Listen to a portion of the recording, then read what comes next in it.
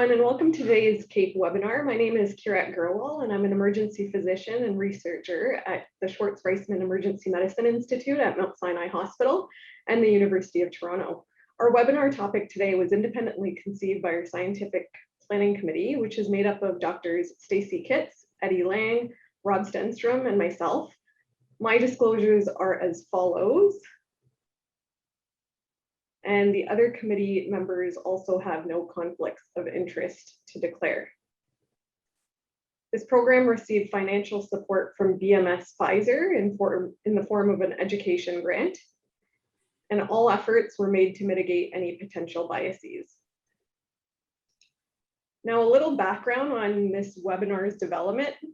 In a needs survey, 100% of respondents agreed that knowledge and comfort in treating patients with cancer-associated thrombosis was a somewhat or very important skill set for emergency physicians. Yet on a scale of 0 to 100, with 0 being not familiar to the expert, the average rating was only 65.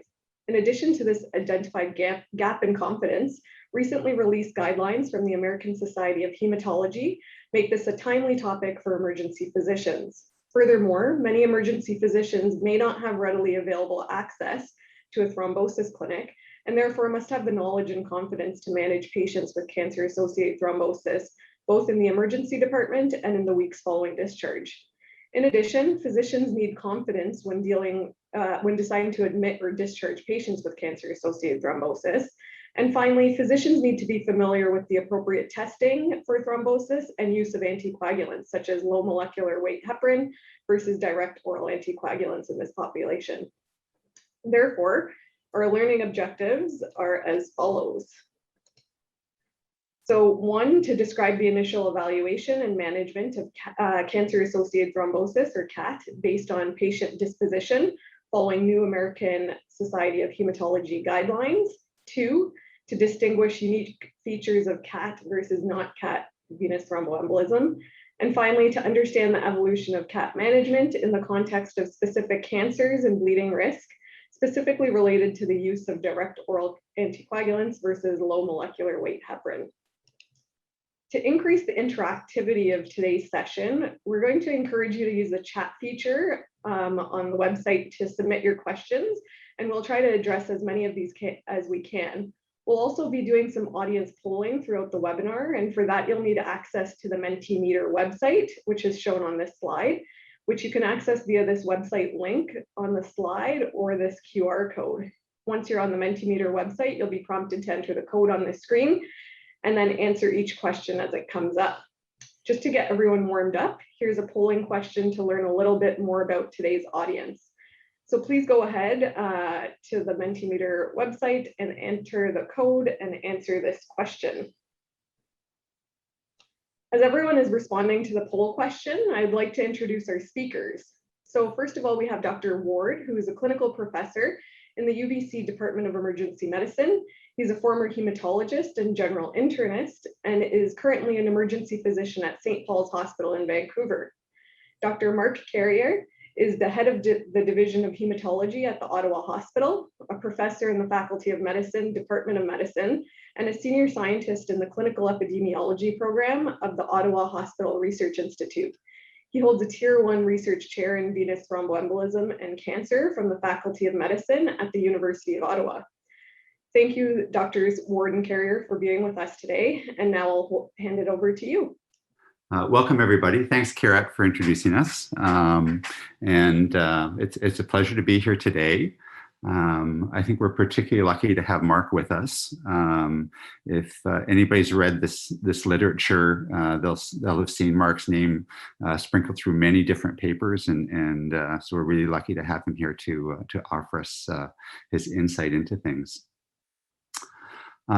So just looking at our poll, it looks like we have sort of diverse representation of physicians, about a third from urban tertiary communities, hospitals, a third from urban community hospitals, 27% from rural community hospitals, and 13% from remote communities. So, a good spectrum of emergency medicine. So I think, Mark, if you'd like to start, we can probably get going. Let me get my slides here. moving. There we go. Absolutely. And thank you so much for the kind introduction. It's a great pleasure to have the privilege and honor to speak with John today. And before starting, it's important to have a look at potential conflicts of interest of the different speakers. So these are my conflicts, and we'll have a look at John's conflict as well. And we thought we would do this by a case-based opportunity. And we'll start with a case of Mr. MT. He's a 77-year-old gentleman with metastatic prostate cancer with metastatic disease to bone and brain, and has recently starting chemotherapy. He seeks medical attention through the emergency room with progressive shortness of breath and pleuritic chest pain. You can see here on the next slide about his vitals. So he's slightly tachycardic, heart rate is around 100, his blood pressure is 105/60, he's breathing rapidly, he's sitting reasonably well, 95% on room air.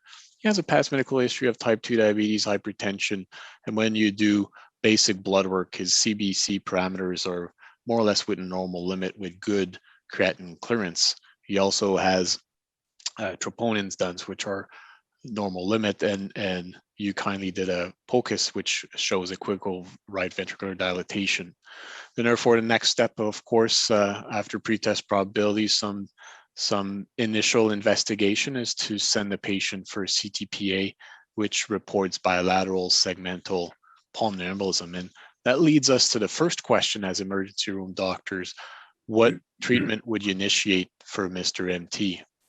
Would you initiate parenteral followed by vitamin K antagonist or warfarin, low molecular weight heparin? Would you consider thrombolysis in this particular case, or would you use a directal anticoagulant, specifically apixaban or rivaroxaban, because these are the two agents that we can start as oral agent on day one? There you go. It's interesting, Mark, and while we wait for responses, just in the couple of weeks since embarking on this presentation, the number of times I've seen cancer-associated thrombosis in the emergency department, and how much treatment has changed or treatment options have changed with the introduction of the DOACs. So it's kind of interesting to see what people's perspective is. Absolutely. It's something that is we're seeing more and more as technology is also evolving, and an unusual sight as well that we can entertain during the Q&A. Right. So it looks like there's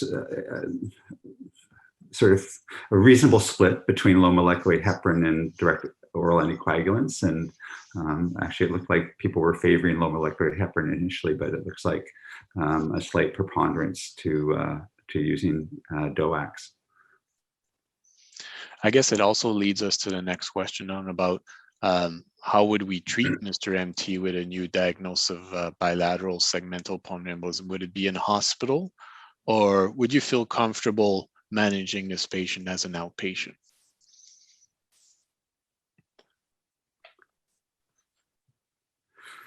So definitely a much harder question to answer, I think, in the setting of malignancy.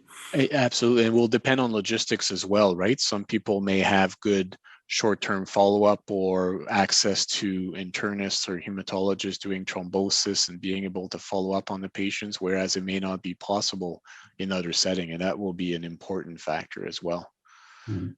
Which is probably representative of what we're seeing, about a 50-50 split, depending on comfort, of course, but also what is available in the community to take over these patients. Okay. And as John kindly mentioned, you know, venous thrombosis in general population is not something that is very common, right? When we talk about lower limb DVTs and Ps, we're talking probably around 1 or 2 per thousand. But as soon as you have a cancer diagnosis, you're increasing the odds ratio by 4. And if you have cancer initiating chemotherapy, that odds ratio is now 6.5-fold. So putting these numbers together, we're no longer talking about 1 in 1,000, but more 1 in 200. And the cancer journey is really complex. It's not only a matter of starting diagnosis and having a diagnosis, starting treatment. You know, these patients are admitted to hospital, have central venous catheter inserted, they need biopsy, surgery. All of these things are small risk factors that will make the patient maybe more likely to go through a threshold. And patients doctors from the United Kingdom, Endo Cohen and colleagues, have followed patients from the diagnosis until the end of life. And they really realized that the overall incidence of venous thromboembolic complication in patients with cancer is 6 per 100 patient years. So as John mentioned, it's something that we see on a regular basis in the emergency room, on wards and primary care clinics, because these patients are very likely to have these types of complications. Sometimes we think about certain types of cancers are more likely to cause trouble, right? The very prothrombogenic one I've highlighted here, pancreatic cancer, because expressed tissue factor. We can think about gliomas, stomach, GE junction, for example. These patients are really more likely to have venous thromboembolic complication during the cancer journey. But when you have a reflection of what you actually see in the emergency room, like for example, for MT that we went through, the burden of VTE is not necessarily with the cancer types that are really prothrombogenic. If you look at the next slides, sure, you'll see some venous thrombosis in pancreatic and gastric and GE junction, but the bulk of the VTE, or the burden of the disease, is really in prostate cancer for males and in breast cancer for female, simply because, although the risk of VTE complication in these cancer is lower, because these cancers are so common in general population, we see them quite a bit and they seek medical attention. So it's not only to say that they're frequent, but they're also frequent in certain types of tumors that you don't necessarily think that it would be associated with a prothrombogenic state. So the emergency room doc for Mr. MT was quite good at identifying these might be signs and symptoms related to pulmonary embolism and to initiate the diagnostic algorithm. Now, it's not only a thing to say that they're common, but they're also associated with significant morbidity and mortality. And this is an observational study. It's controversial from Alok Khurana and colleagues when he was at the Rochester University, and he's now at the Cleveland Clinic. And what it's saying is thromboembolism, so venous and arterial disease, are the second leading cause of death in cancer patients following cancer progression equal with infection. And the reason why we're putting this out there is to create awareness to doctors, clinicians, healthcare providers, but also patients. Because if you go right now into your own center, go to the cancer therapy unit and ask patients around in the waiting room or getting chemotherapy, do you know what signs and symptoms of febrile neutropenia is? Then they all know that if they feel unwell, they need to take their temperature. If they're febrile, they need to seek medical attention through the emergency room or call their docs. But if you ask them, do you know what signs and symptoms of PEs are? None of them would really know. And that's part of the problem, because now we're seeing a lot of incidental PEs. I'm sure you've seen a lot in your practice where patients are diagnosed with PEs on staging CT. But when you actually sit down with patient and ask them, have you been feeling short of breath or pain on your chest? Most of them have been, but they thought it was related to the cancer underlying chemotherapy or side effect. They didn't think they were at higher risk. So it's important to really make a little bit more awareness for clinicians and patients, because as we'll see, we now have good therapy, more tools in the toolbox of anticoagulation therapy. We need to initiate anticoagulation sooner to diminish the morbidity and mortality associated with them. Now, John's going to go through why do patients with cancer have clots. So I just thought it'd be interesting to put a couple of slides in regard to this.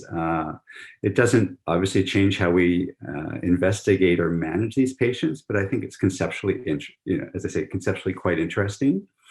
And cancer patients clot for all the reasons that normal patients clot. According to Virchow's triad, they have lots of problems with stasis related to tumor compressions and the fact that they're immobilized and often have undergone surgery. And then have other issues like indwelling central venous catheters. They're undergoing chemotherapy with drugs that promote thrombosis. But there's a number of numerous very different mechanisms for thrombosis in these patients. And I think one of the things to kind of consider is that tumors in general are very wily, self-serving critters who are totally consumed with their own survival and growth. And that, as a result of that, you see things like the ability to evade immune surveillance, to metastasize, to mutate so that you're drug resistant. And given that the nature of tumors and their desire to survive and grow, it only makes sense that if they're promoting such a procoagulant state on such a regular basis, that it must actually have some benefit to the tumor itself. And there's certainly lots of evolving evidence that is in fact the case. And I sort of have a couple of semi-complicated schematics showing the ways in which tumors, may promote thrombosis.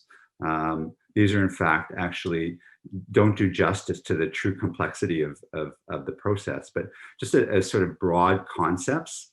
The tumor cells themselves often express a number of factors which promote thrombosis, and one of the key things in that regard is tissue factor, which directly activates factor 7A, but also actually serves as an angiogenesis factor that probably allows tumors to grow and to metastasize.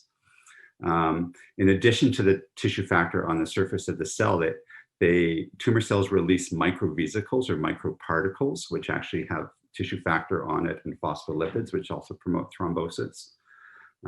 They have other chemicals. We used to think they were largely cysteine proteases, but the nature of which are not entirely clear right now, but directly activate factor 10 and bypass 7A, we think. There's an increase in plasminogen activator inhibitor, which then shuts down fibrinolysis. And then there's a lot of interaction and activation of platelets, which again, for the tumor itself, probably helps stabilize vasculature, but obviously promotes clotting, both regular thrombosis, but also promotes things like thrombotic microangiopathy, and with the activation of other factors, things like the DIC that we see in these patients. So, as I say, just conceptually very interesting in the fact that tumors in a whole bunch of different ways promote clotting, but also do it in their own interest. So as clinicians, how do we know the venous thromboembolic complications are common in cancer patients? We know they're associated with morbidity, mortality. We just heard that they're associated with significant hypercoagulability. How do we abrogate, or how do we initiate treatment for these patients? What are the factors as clinicians that we need to consider? Well, when you think about it, obviously efficacy and safety are probably the first thing. But given that cancer patients are probably a little bit special, there's other things that we'll have to think about, and that will help us to tailor anticoagulation appropriately for this patient population. So let's start with efficacy and safety. So you now know the evolution of anticoagulation therapy over time, starting with unfractionated heparin, vitamin K antagonist, and you're probably well aware of the CLOT trial, published in 2003, randomizing low microwave heparin to vitamin K antagonist, or warfarin. And that really is one of the landmark trial by Dr. Agnes Lee and colleagues that really changed clinical practice and really led to a change to using low microwave heparin for more or less the last 2 decades. And the rationale for that, when you look at clinical practice guidelines, is if you pool all the trials that have looked at low microwave heparin compared to vitamin K antagonists, and you do a meta-analysis of that, and you look at the efficacy, efficacy for these trials and for the rest of the trials we'll be talking about is always recurrent VT, so another blood clot despite anticoagulation.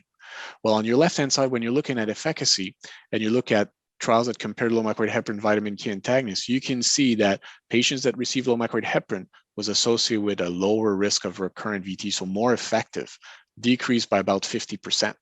What about safety? Major bleeding. How do we define it? Based on the International Society of Thrombosis Hemostasis. So what does that mean?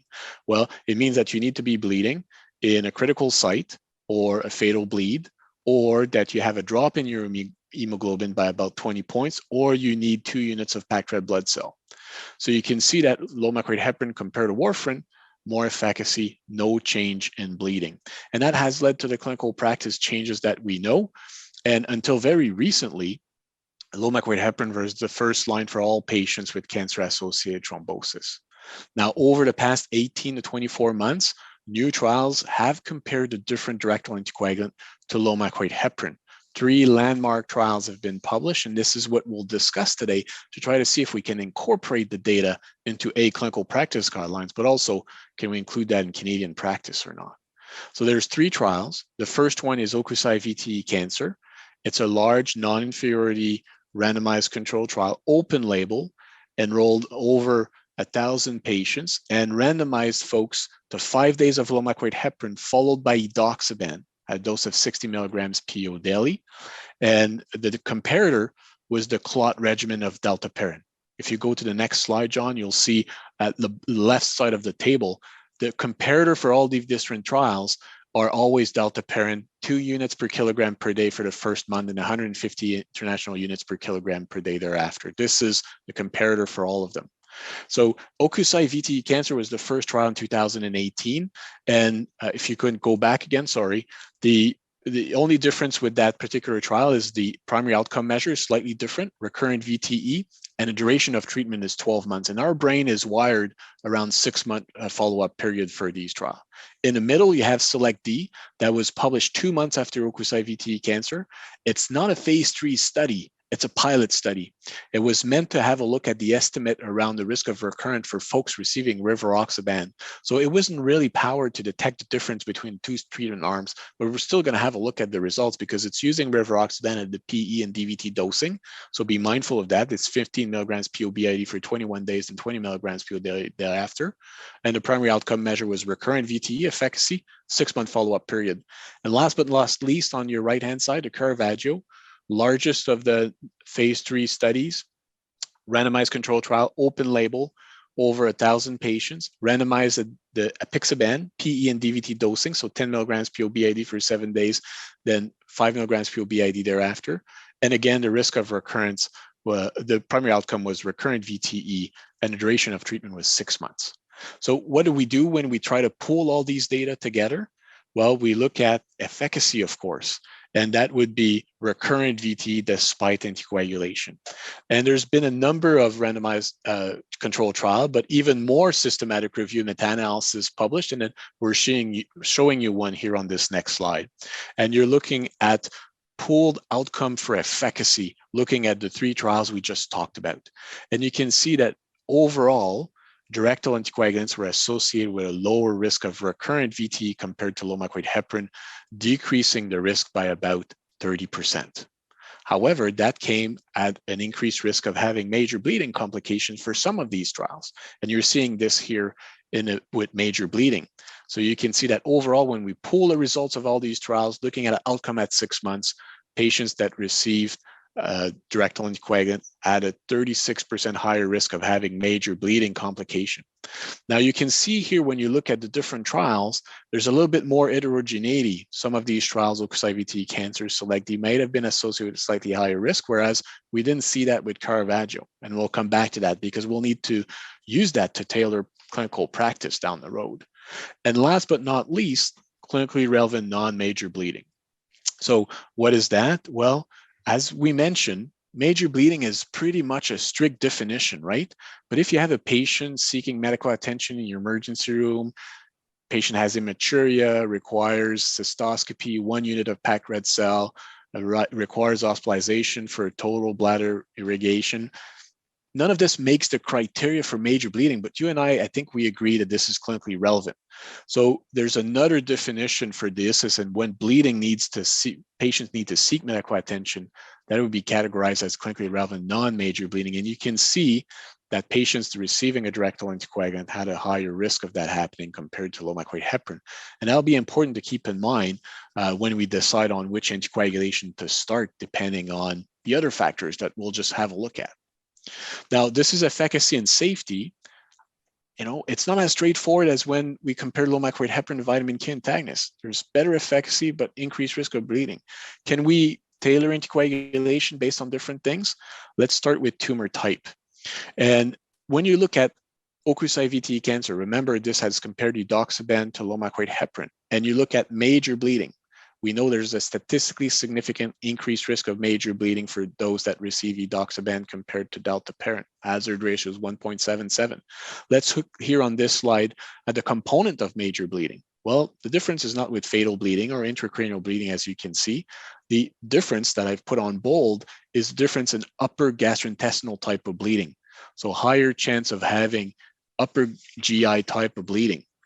And a post-hoc analysis of the same trial on the next slide is showing us that if you stratify patients according to their underlying tumor type, based on if they have gastrointestinal type of tumors or not, you can see on your right-hand side that folks that do not have gastrointestinal type of tumors don't have an increased risk of bleeding.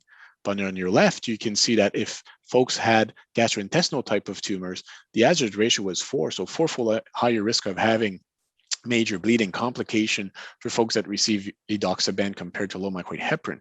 So how do we put that into perspective as clinician?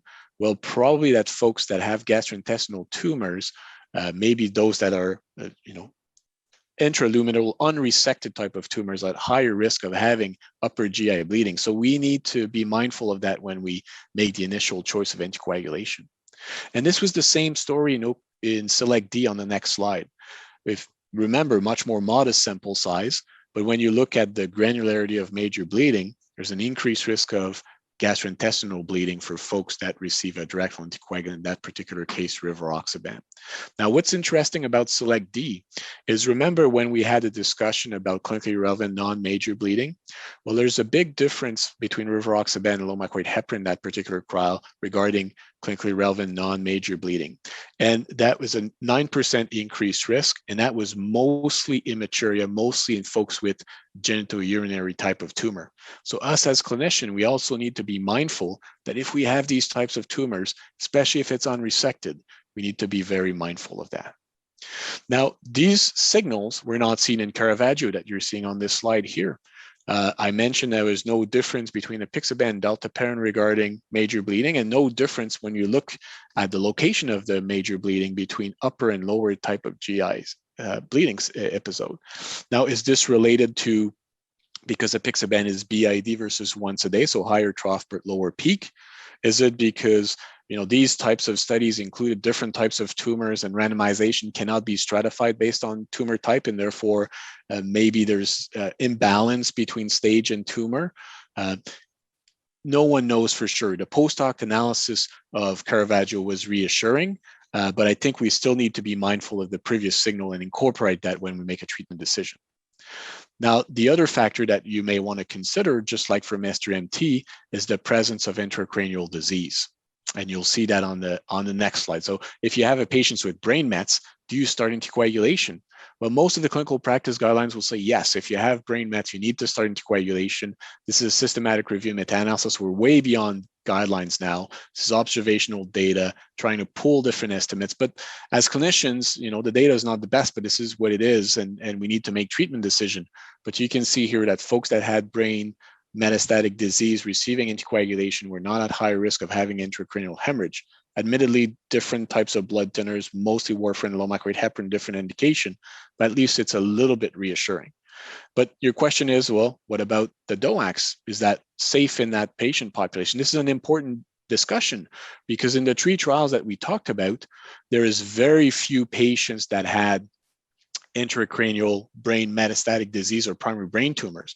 Very few in OCUS-IVT cancer, very few in SELECT-D, and they were excluded from Caravaggio. So we don't have a whole lot of data.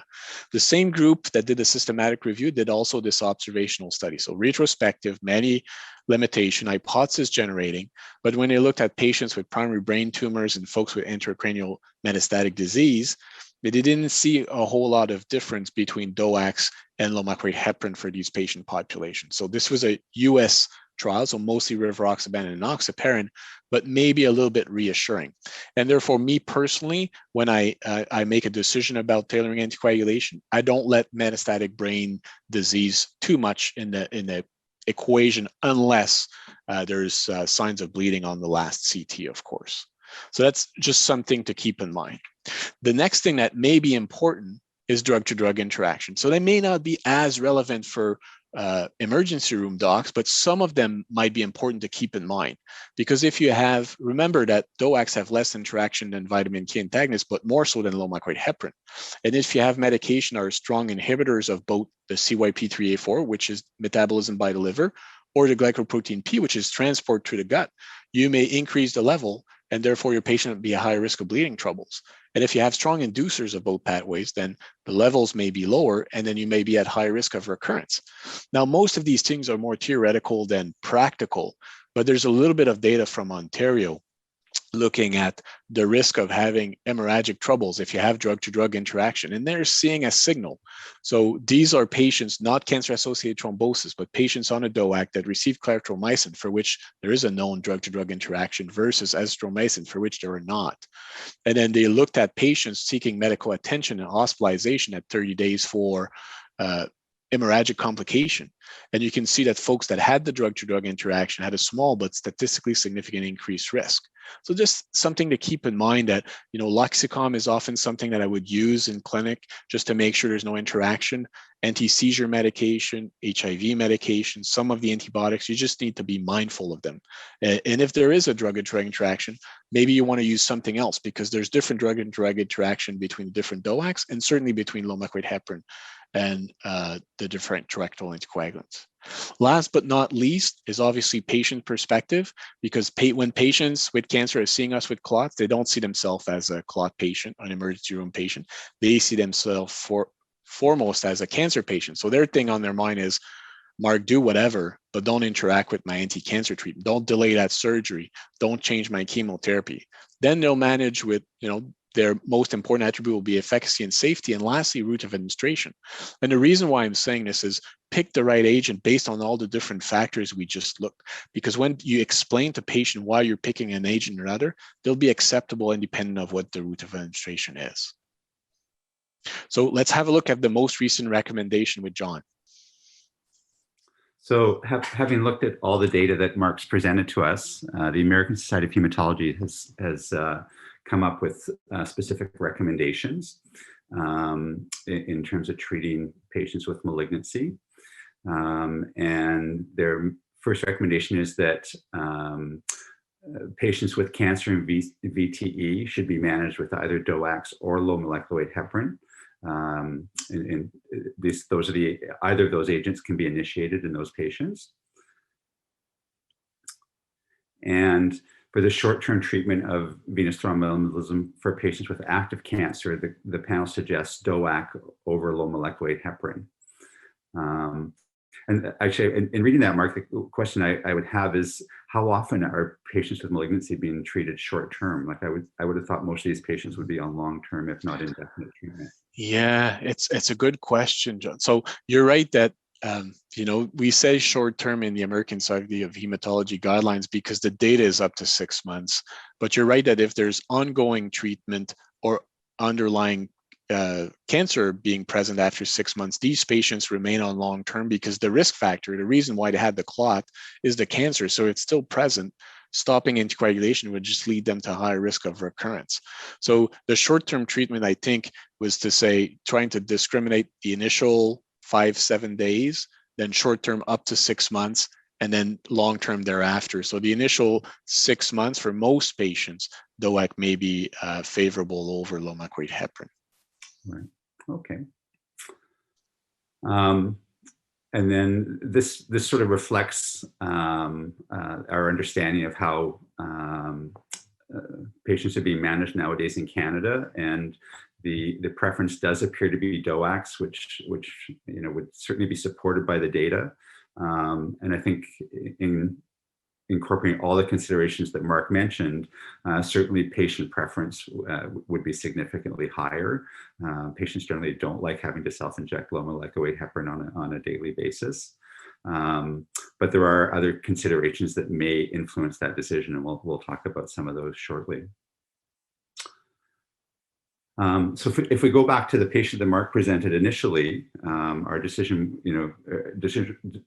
were basically, what are we going to manage the patient with, and are we going to discharge him or bring him into hospital? And so he's actually made that decision for us, and he's decided that he wants to go home. And so the question is, are you comfortable with that, or how are you going to discuss this issue with him? And it's a bit of a difficult situation in that the literature guiding your decision or your recommendation really is not that strong. There are a number of different clinical risk prediction scores in patients with PE, most of which were derived with patients that had cancer, but actually weren't, cancer patients weren't the primary patient population. So I think in Canada, the score that most emergency physicians would use or are most familiar with would be the PESI, or Pulmonary Embolism Severity Index score, or the simplified PESI score. I've used, and I guess the Geneva score is another one that's been fairly well investigated, but probably doesn't actually perform as well as the simplified PESI score, at least in terms of defining low risk patients. And both of these scores actually look at things that would identify short-term hemodynamic concerns, but also longer term issues like cancer or congestive heart failure, COPD, that sort of thing. The interesting thing, if you look at PESI, and if you actually look at the risk scores defined by each category, for PESI, if you have a score of 1 or more, you're defined as not low risk. And that's associated with a 30-day mortality of 10 to 11%. And simply by having cancer as an underlying condition, you're defined as being not low risk. And so, a lot of people in that circumstance would argue that those patients should be admitted. Conversely, in Geneva, our patient would actually have a score of 2, and we kind of straddle that low risk, not low risk boundary. And that patient population has been shown to have a composite risk of VTE, death or bleeding, of 2.2% at 90 days. In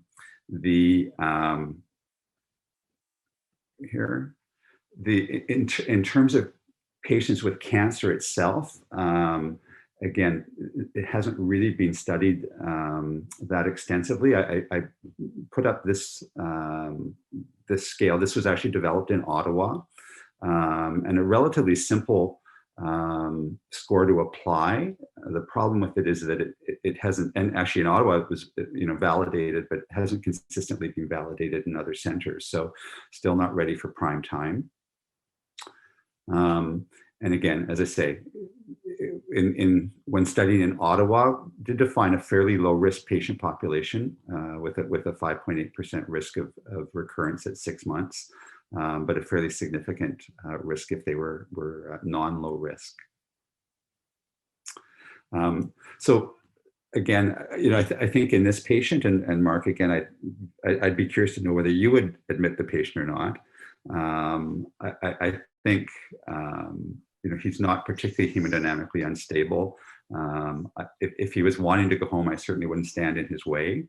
And I think sort of in wearing another one of my hats, which is reviewing complaints for the BC College, I think one of the most important things would be actually making sure you document informed consent and shared decision-making in the process. I completely agree.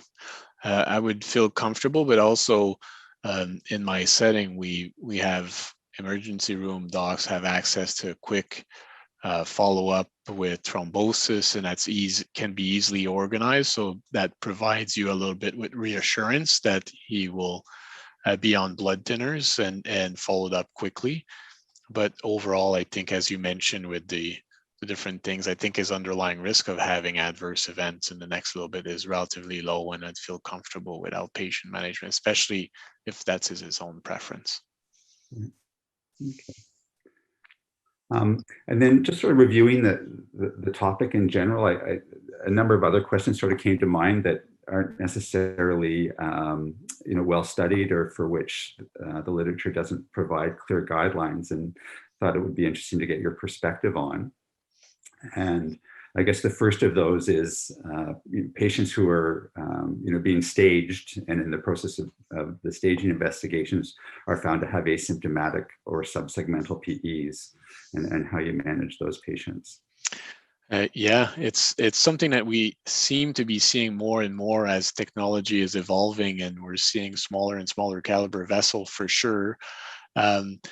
There's relatively good data that these patients, despite anticoagulation, have a relatively high risk of having recurrent VTE. By that, I mean that their prognosis and risk of recurrence is very similar to symptomatic events.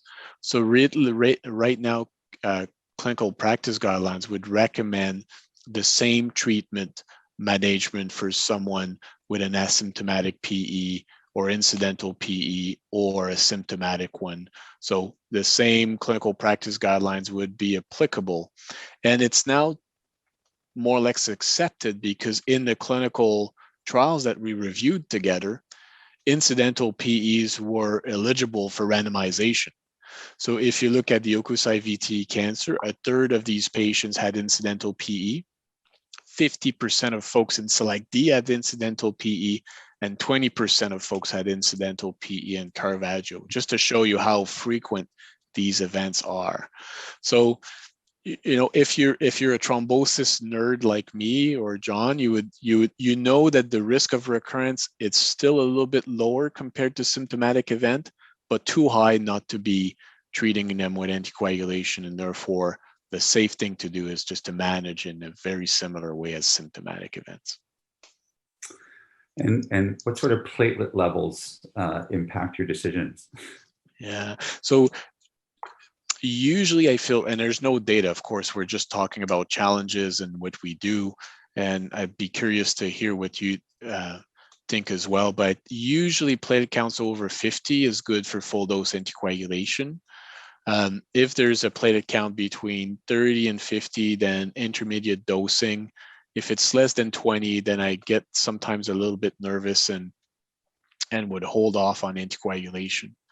Now, the risk of recurrence or the need for blood thinners, which the reason why we start blood thinners is to prevent the recurrence, will differ over the course of treatment and will be the highest early on. So if in the emergency room you have a new PE, large burden PE and thrombocytopenia, this patient needs to be admitted to hospital because maybe folks will want to give that patient platelets in order to be able to give that particular patient's full dose of anticoagulation. However, if you see a patient that is on blood thinner for previous PE, and that was 3 or 6 months ago, and really they're on it for long term, but to prevent another recurrence, a secondary prevention, and they come into the emergency room, you do CBC and the platelets are low, then holding off a few days of the blood thinners to let platelet recovery, let's say they had cisplatin or something that it was myeloablasive, is reasonable because their daily risk of recurrence is much lower. And the threshold we use is about a month. So anything that is fresh or less than a month since the index PE or DVT, then we tend to be a bit more aggressive with anticoagulation. And if it's beyond a month, then intermediate dosing, as we discussed, or holding the dose depending on thrombocytopenia is probably reasonable. So obviously in renal failure causes lots of problems in terms of not being able to use DOACs. Do you use a lot of warfarin, or are you sort of using low molecular weight heparin and measuring 10A levels and that sort of thing? Yeah, so it really depends on your setting again. So we didn't talk too much about warfarin because of the initial clot, but it remains a good blood thinner that one can use. So if you work in the community and you have a patient with a creatinine clearance of like 15, for example, or 20, it's probably the safest thing to do is probably to initiate warfarin and use that for your blood thinners. If you're in an academic center or you can do daily level, depending on the type of low molecular weight heparin, the bigger the low molecular weight heparin, the less dependent on renal excretion it is. Then you may feel comfortable starting full dose anticoagulation, monitoring with an anti-10A level every week or every now and then, and make sure they're not accumulating, which could make them more prone to have bleeding troubles. More data is coming. There's lots of data looking at some of the direct anticoagulants in severe renal dysfunction, even on hemodialysis. So this may change.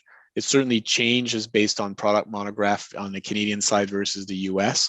But I think for the time being, if you have a patient with severe renal dysfunction, the right thing to do is probably admission for IV heparin, warfarin, unless your local team feels comfortable that they have the resources to use other blood thinners and monitor it appropriately. And then a not infrequent thing is what to do with patients who recur when they're actually on one treatment or another.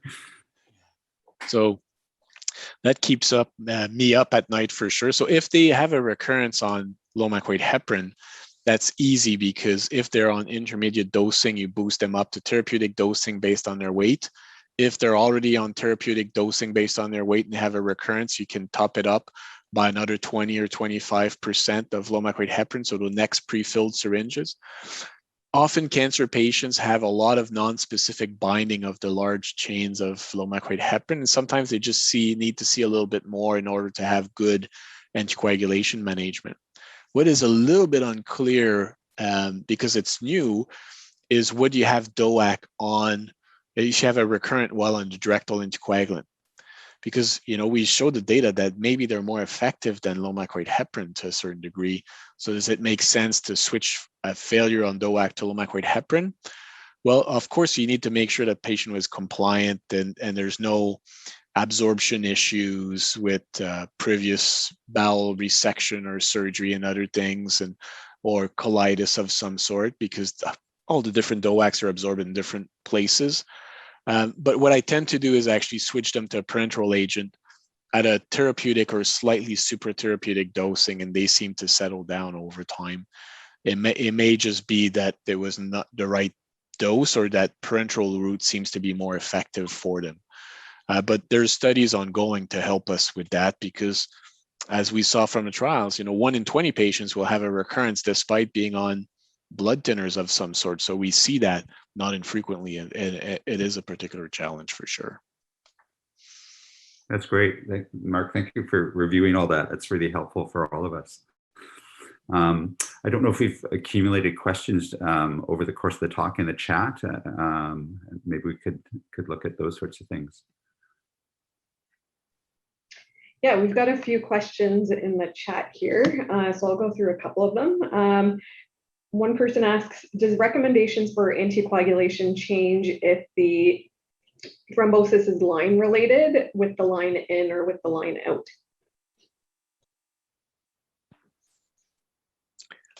Do you want me to take that, John? Sure, Mark. Yeah. So it's a real tragedy, because there's really no good data for upper extremity line-associated thrombosis in patient population, and I see 2-3 a week, right? It's really common. But the only prospective data that we have is actually from London, Ontario, and they did 3 small observational single-arm studies looking at warfarin, rivaroxaban, and now they're looking at one with apixaban. And they more or less show that these seem to be safe and effective. And these 3 studies altogether have shown that if the line is working, you don't need to remove it. Or if it's not infected and working, you don't need to remove it, because the line in place will not lead to propagation of the clot or embolization. So that's the first thing. So if the line is in place and working, you can just initiate anticoagulation. Well, because there's a lack of data to support that, most folks will actually extrapolate from the studies we just saw, and will use that to make a treatment decision for upper extremity line associated. And so we'll use, for example, a DOAC if there's no GI or GU type of tumors unresected, if the risk of bleeding is low, or we'll use low-max weight heparin, one or the other, and the same factors are important in it. Now, the length of anticoagulation is a little bit different. And most people would say that you need to continue some form of anticoagulation while the line remains in place, because that's the reason why you had the clot to begin with. But if the line is no longer used or required and the line is removed, there's no lines in the veins, after 3 months of anticoagulation, if the cancer is still is now in remission, let's say they were getting some chemotherapy in the adjuvant setting post-GI colorectal resection, for example, then you can safely discontinue anticoagulation after 3 months. If the line is still in place, you should continue. If the cancer is still there, but the line is removed, then it's controversial in discussion with patient about what's the risk of having another clot. By that time, it's a secondary prevention. But for the initial treatment in the emergency room, it should be very similar to lower limb DVT and PE. Great, thank you. Another question is regarding anticoagulation with low molecular weight heparins. Is there any evidence favoring dalteparin over enoxaparin, or are they considered equivalent? Yeah, I'm not aware that there's any obvious difference between the two, Mark. I don't know if you. I agree, and you know, the forest plot that we showed, the 6 randomized trials that have compared dalteparin, the low molecular weight heparin to vitamin K antagonist. There's obviously the clot trial with dalteparin. There's 2 trials with tinzaparin. There's trials with enoxaparin. So I more or less consider them all being the same. And in my center, we use enoxaparin for hospitalized patients. In another center, you may use tinzaparin, dalteparin, depending on the province or the hospital. So I would feel comfortable using any of these low molecular weight heparin in that setting. Perfect. And then somebody had asked to comment on the significance levels in the forest plots that you had presented in the meta-analysis comparing low molecular weight heparin versus DOACs. Just saying that, you know, with the confidence intervals crossing 1, or is it not significant? Correct. So these it depends on which systematic review you're looking at. I picked the one that is a little bit more controversial because the DOAC did not, the efficacy forest plot did not cross 1, but the others, depending on the statistical tools used, will show a significant difference in reduction of recurrent VTE. But the reason why I was putting these particular one is you're quite right that these are hypothesis generation. There's a trend towards a lower risk of recurrence by 30%, increased risk of bleeding by, but none of these are statistically significant. So you can use that for to guide you or to tailor anticoagulation in a different way. But it's very similar if you think about it. If you look at the low molecular weight heparin versus warfarin, where we had no doubt for 2 decades, there's only one randomized trial that showed superior efficacy, and that's clot. All the other ones do not show any superior, but when you pull them together, then you do. So I think it's in a similar way, you know, not to be overly dogmatic, but you know, they seem to be slightly more effective. Maybe some of them associated with slightly increased risk of major bleeding, maybe associated with slightly increased risk of clinically relevant non-major bleeding, just as a clinicians to keep that in mind when you make a treatment decision. Perfect. And then we've got another question saying that given that edoxaparin typically requires low molecular weight heparin, when would you consider edoxaban over the other DOACs? Maybe I'll take this one, John, because edoxaban is not available in BC. So you're probably not allowed to, haven't used it so much. So I tend to use it, for example, if a patient's admitted to a hospital upon discharge, sometimes I would use it. I would use it if I initiate a patient on low molecular weight heparin because I'm worried about bleeding issues, and I prefer to anticoagulate them with a shorter parenteral agent. And then once they're challenged to blood thinners, if there's no bleeding, then I would feel comfortable switching them to a DOAC, then I would use that in that certain setting, for example. But you're right, there's no doubt that that 5-day lead-in of low molecular weight heparin is a real challenge in the emergency room setting, and apixaban and rivaroxaban in that setting are much more easier to use, let's put it that way, for sure. And then are there any known drug-drug interactions with any of the chemotherapy agents and anticoagulants that we should be aware of? So there are definitely a number of chemotherapy agents that promote thrombosis.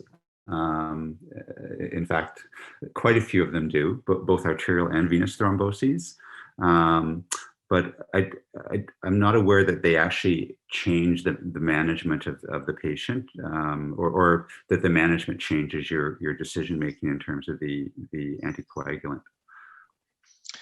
Yeah, so and you're right, John, some of the chemotherapy, the kinase inhibitors, for example, certain families are associated with drug-to-drug interaction with some of the DOACs. So you need to be mindful, especially if a patient is starting multiple or multi-regimen chemotherapy. Again, there's no data specifically in cancer patients that these are associated with a higher risk of adverse event, but it's certainly a theoretical risk. But again, using Lexicom, if there's one that you're not too sure about, will give you a right answer pretty quickly, or if you have access to a pharmacist, they can help you as well.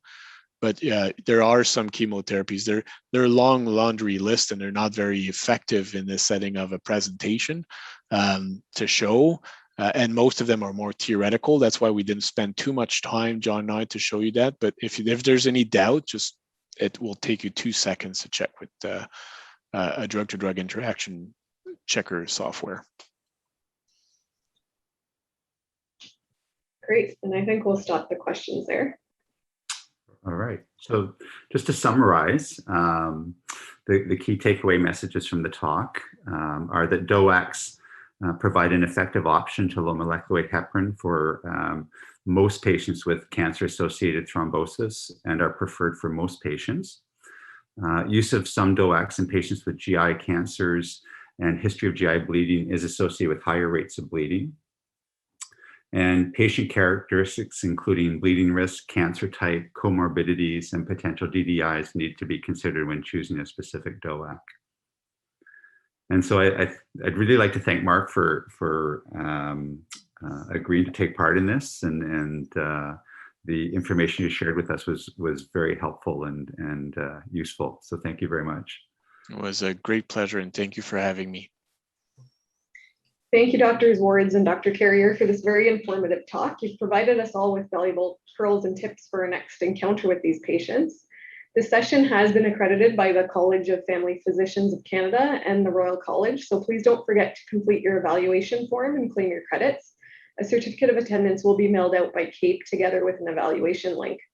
CAPE does have an interesting lineup of live and on-demand educational seminars planned over the next few months, so please keep your eye out for more information and plan to join us again soon. Our next webinar is June 2nd at 1 p.m. Eastern Time, featuring Drs. Ian Steele and Dr. Claire Etzma, moderated by Dr. Stacey Kitts, and is titled Clarifying the Confusion, Launch of the CAPE Atrial Fibrillation Checklist. Thank you again, everyone, for joining us today.